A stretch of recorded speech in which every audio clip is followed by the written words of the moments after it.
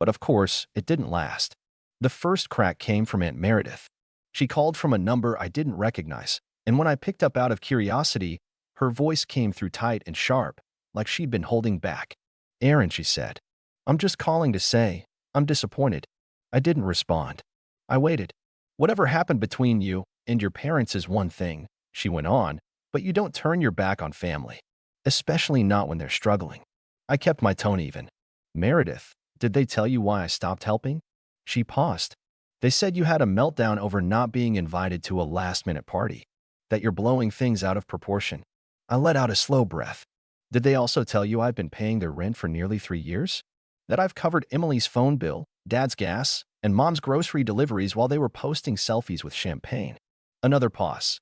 Longer this time. "Well," she muttered, "even if that's true, it doesn't justify cutting them off completely."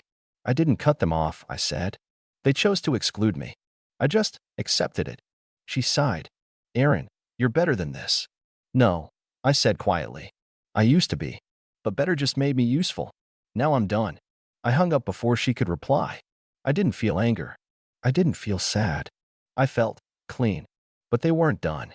2 days later, I came home from work and found a handwritten envelope wedged in my doorframe. It was from my mother. Inside was a letter for pages long. She had written it in cursive, her attempt at making it feel personal, I guess. It opened with a tearful apology. She admitted they shouldn't have lied about canceling Christmas. She confessed to letting Emily take the reins and not wanting to stir things up by insisting I be invited. She said they knew I'd be upset but thought I'd understand in time. What stuck with me most was a single line, about halfway down. "We didn't think it would hurt you so badly. We assumed you'd be used to it by now." I stared at that sentence until the ink blurred. Used to it. Like it was normal. Like being left out was just a role I should have learned to accept.